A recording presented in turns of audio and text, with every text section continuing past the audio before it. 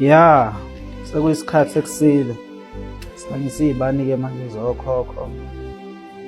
Sikhanyisa iy'ngelosi ey'dalwa zonke abantu abazongena bekhanyisele.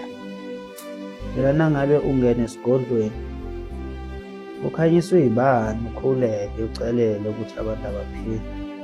Kuthi-ke nje akusiswa nje isigodlo vele esiwikhi. Hhayi asikho-ke. Manje kuzongena abantu ngizohlola. Ngeshu R1 nako ngisalayikha iy'bani la. Zinengi. Nobani-ke ngicela nje ukuthi uNkulunkulu embusise kulezi y'bani engiy'khanyisayo negama lakhe livele libizwe emsebenzini, libizwe kuzo zonke iy'ndawo. Ningakhohlwa-ke, siyahamba siye emakhaya. NgoLwesithathu abantu abaphume nje ngobuningi. kuLwesine ngizobe ngisebenzela eNatali. Ngizobe ngisebenzela eNatali esigodlweni. Bese kuthi ngeSonto ngiyahamba ngiye entabeni. Sikhanyisa iy'bani lana. Umuntu ongenayo nomuntu ozofuna usizo. Ekwazi ukuthi izinto zakhe zikhanye, ziqaqeke, kuvuleke yonke into. Amathunzi amnyama ney'bopho ziqhele. Njengamanje-ke cabanga ukuthi iy'bani sesiqedile ukuy'khanyisa. Sesiza la.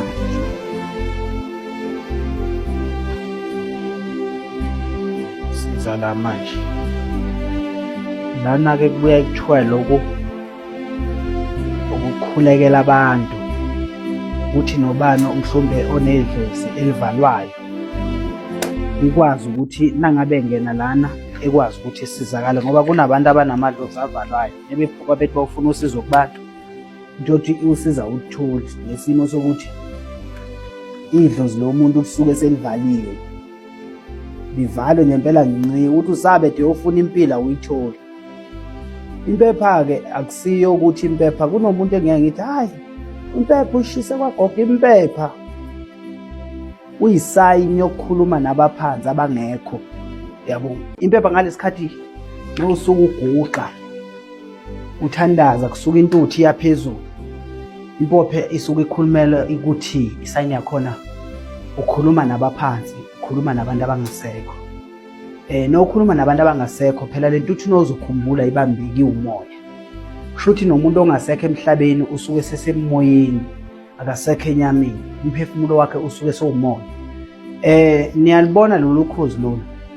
Ukhozi ngicabanga ukuthi inyoni, abantu abazi ukuthi inyoni ehlonishwa kakhulu. Ehlonishwa kakhulu ukhozi.